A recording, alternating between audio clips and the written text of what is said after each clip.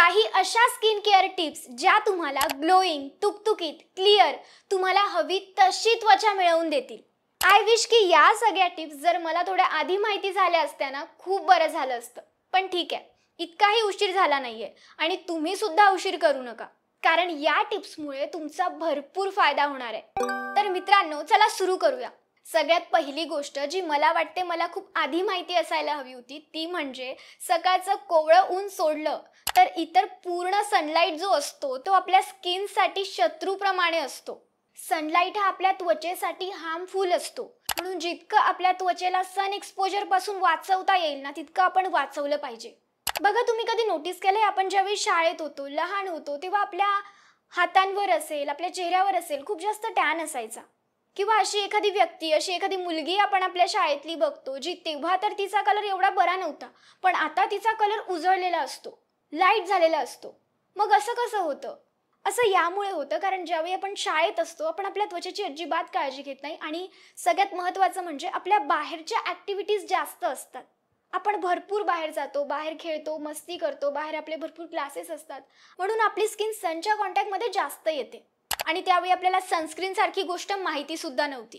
बरेच जण माझ्याप्रमाणे या गोष्टीला रिलेट सुद्धा करू शकतात. पण मग आता तुम्ही म्हणाल की मग आपण बाहेरच नाही जायचं का? बाहेर तर जावंच लागतं. हो, बाहेर जावंच लागतं आणि बाहेर गेलंच पाहिजे. पण बाहेर जाताना आपण आपल्या त्वचेची काळजी घेतली पाहिजे. बाहेर जाण्याआधी सनस्क्रीन अप्लाय करा, स्कार्फ घ्या, सनकोट वेअर करा, फुल स्लीव्सचे कपडे घाला. सन एक्सपोजर पासून तुमच्या स्किनला प्रोटेक्ट करा. दुसरी टिप, स्किन केअर सुरू करणं. आता बऱ्याच जणांना स्किन केअर ऐकून टेन्शन येतं की स्किन केअर कशी करायची, कारण सध्या आपल्याला या रिलेटेड बऱ्याचशा गोष्टी ऐकायला येतात. आपण बरेचसे व्हिडिओ सुद्धा बघतोय, कुणी सांगतंय हे लावा, कुणी सांगतंय ते लावा, कुणी सांगतंय हे लावलं पाहिजे, आणि त्यामुळे आपण खूप कन्फ्यूज झालेलो असतो. चला, तुमचं हे कन्फ्युजन आज मी दूर करते. मला सांगा, स्किन केअर म्हणजे काय? तर आपल्या त्वचेची काळजी घेणं, आणि आपल्या त्वचेची काळजी घेण्यासाठी सगळ्यात जास्त महत्त्वाचं काय आहे? सगळ्यात पहिली गोष्ट काय आहे? आपल्या त्वचेला वॉश करणं, स्वच्छ करणं, क्लीन करणं. आणि त्यासाठी आपल्याला एक कोणताही चांगला माइल्ड असा फेस वॉश किंवा क्लिन्झर घ्यायचा आहे. तर पहिली गोष्ट येते फेस वॉश. दुसरी गोष्ट येते नरिशमेंट, आपल्या त्वचेला नरिशमेंट पुरवणं. त्यासाठी आपल्याला गरजेचं असतं मॉइश्चरायझर.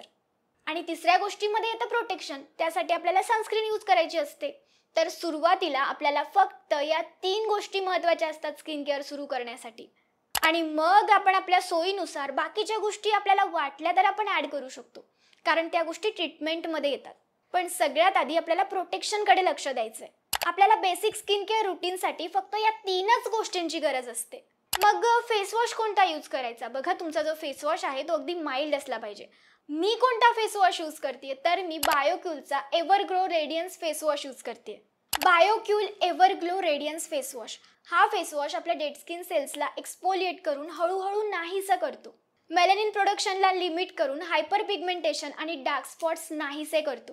यात काकडू प्लम आहे, ज्यात असणाऱ्या व्हायटमिन सी आणि अँटीऑक्सिडंटमुळे आपला स्किन रेडियन्स इम्प्रूव्ह होतो. कोलॅजन सिंथेसिस बूस्ट होतो. यात असणाऱ्या बिअरबेरीतून अर्बट्यून मिळतं, ज्यामुळे डार्क स्पॉट्स रिड्यूस होऊन हायपर पिगमेंटेशन कंट्रोल होतं. आणि sugar cane AHA skin cells repair व्हायला मदत होते. आणि याच्या नियमित वापरामुळे आपल्या चेहऱ्यावर ग्लो सुद्धा येतो. तर मग आता आपण बघूया याला वापरायचं कसं. तर बघा, तुम्ही याला सकाळीही लावू शकता आणि रात्रीही लावू शकता. ओल्या फेसवर याला लावल्यानंतर तुम्हाला सर्क्युलर मोशनमध्ये 50 ते 60 सेकंदपर्यंत मसाज करायचा आणि त्यानंतर चेहरा धुवून टाकायचा. याचा स्मेल फ्रुटी ऑरेंजेस सारखा येतो आणि लावल्यानंतर स्मूथ आणि हायड्रेटेड फील होतं. याचं टेक्स्चरही अगदी स्मूथ आहे. आणि मित्रांनो, इथे मला अजून एक सांगायचं आहे, जर तुमची ॲक्ने प्रोन स्किन असेल आणि तुम्हाला ॲक्नेचा प्रॉब्लेम असेल ना, तर तुम्ही हाच बायोक्यूलचा snow more anti acne face wash वापरू शकता, जो मी रिसेंटलीच घेतलाय जेव्हा मला ॲक्ने झाले होते. मी तुम्हाला दाखवते. यामध्ये सॅलिसिलिक ॲसिड, झिंक PCA, सिका अशा प्रकारच्या गोष्टी आहेत. त्याचबरोबर विलो बार्क, सेंटेलिया अझायटिका. विलो बार्कमध्ये अँटीऑक्सिडंट प्रॉपर्टीज असतात, ज्यामुळे आपले पोर्स हे क्लीन होतात. झिंक PCA जे असतं ते सिबम रिड्यूस करण्यासाठी हेल्प करतं आणि आपल्या स्किन बॅरियरला मॉइश्चराइज सुद्धा करण्याचं काम करतं. आणि सिका जे असतं ते आपल्या स्किनला प्रोटेक्ट करतं, शांत करतं. मित्रांनो, याचा सुद्धा फ्रुटी स्मेल आहे आणि हा फेस वॉश लावल्यानंतर सुद्धा आपल्याला हायड्रेटेड फील होतं आणि याचं टेक्स्चर सुद्धा स्मूथ आहे. तर तुम्ही तुमच्या अनुसार या दोघांमधला कुठलाही फेस वॉश यूज करू शकता. जर तुम्हाला ॲक्नेचा प्रॉब्लेम असेल तर नो मोअर अँटी ॲक्ने जो बायोक्यूलचा फेस वॉश आहे तो तुमच्यासाठी बेस्ट आहे. आणि जो एव्हरग्लो रेडियन्स फेस वॉश आहे तो ऑल स्किन टाईपसाठी आहे. आणि हे दोघंही फेस वॉश अल्कोहोल फ्री आहेत, सिलिकॉन फ्री आहेत, सल्फेट पॅराबेन फ्री आहेत. तुम्हाला जर हे घ्यायचे असतील तर लिंक डिस्क्रिप्शनमध्ये दिली आहे. आता बोलूया मॉइश्चरायझरकडे. बघा, मॉइश्चरायझर हे आपल्या स्किनसाठी उत्तम असतं. ते आपल्या स्किन बॅरियरला रिपेअर करतं. म्हणून मॉइश्चरायझर ही स्टेप आपल्या स्किन केअरमध्ये असलीच पाहिजे. आणि त्यातल्या त्यात ज्यांची स्किन ड्राय असते त्यांना तर मॉइश्चरायझर शिवाय होतच नाही. म्हणून तुमच्या स्किननुसार एखादं चांगलं मॉइश्चरायझर निवडा. जसं की मी यूज करते सेटाफिलचं मॉइश्चरायझर. सेटाफिल बेस्ट आहे. जर तुमची स्किन सेन्सिटिव्ह असेल आणि कंटिन्यू ड्राय पडत असेल ना तर मग तर हे तुमच्यासाठी अगदी बेस्ट आहे. आणि मॉइश्चरायझर लावून झाल्यानंतर ते तुमच्या स्किनमध्ये सेट झाल्यानंतर लगेचच तुम्हाला सनस्क्रीन लावायची आहे. SPF 30 ते SPF 50 वाली ब्रॉड स्पेक्ट्रम वाली सनस्क्रीन. आता बोलूया आपल्या तिसऱ्या टिपकडे. जर तुमच्या फॉरहेडवर हलके हलके बम्प्स असतील ना तर याचं कारण हेही असू शकतं की तुम्ही तुमच्या केसांची व्यवस्थित काळजी नाही घेत आहात आणि तुमच्या केसांमध्ये डॅन्ड्रफ झाला असेल. म्हणून तुमच्या स्काल्पची काळजी घ्या, तुमच्या केसांची सुद्धा काळजी घ्या. डॅन्ड्रफ फ्री शॅम्पू यूज करा. चौथी टिप, वर्कआउट. आपण रोज वर्कआउट केलं पाहिजे. थोडं तरी आपल्या शरीरातून घाम बाहेर निघाला पाहिजे. बघा, ज्यावेळी स्वेट बाहेर येतो ना त्यातून बरेचसे टॉक्सिन्स आपल्या शरीरातून बाहेर पडतात आणि आपलं ब्लड सर्क्युलेशन प्रॉपर होतं. यामुळे आपल्या स्किन सोबत आपल्या हेल्थला सुद्धा बराच फायदा मिळतो. पुढची टिप, तुमच्या जेवणाच्या पदार्थांमध्ये थोडा बदल करा. बदल करा म्हणजे असे पदार्थ का ज्यांच्यामध्ये अँटीऑक्सिडंट्स असतील. त्याचबरोबर फर्मेंटेड फूड सुद्धा तुमच्या जेवणात इन्क्लूड करा. पालेभाज्यांना अजिबात नको म्हणू नका. प्रोटीन रिच डाएट घ्या. पुढचा पॉइंट, पूर्ण झोप घेणे.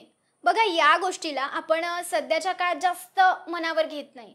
आपण रात्री उशिरा झोपतो आणि बऱ्याचदा सकाळी काम असल्यामुळे आपण खूप लवकर उठतो आणि आपली हीच रुटीन बनून जाते. पण तुम्हाला माहिती आहे, कालांतराने झोप पूर्ण न घेण्यामुळे आपली स्किन फास्ट एज करू शकते.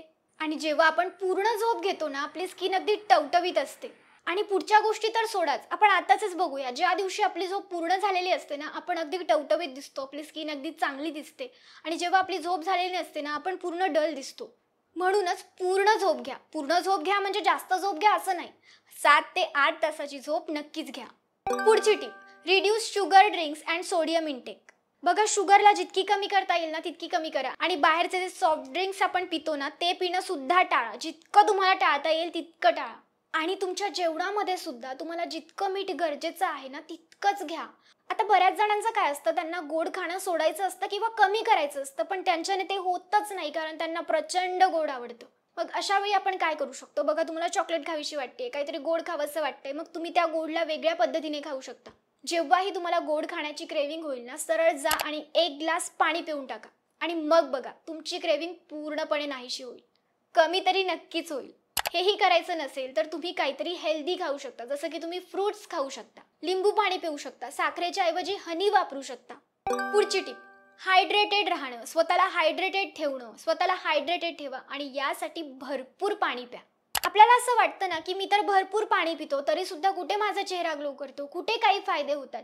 बघा, पाणी पिल्याने भरपूर फायदे होतात. म्हणून हे जर तुमच्या मनात बसलं असेल ना की काही होत नाही ते काढून टाका आणि पाणी पिणं सुरू करा.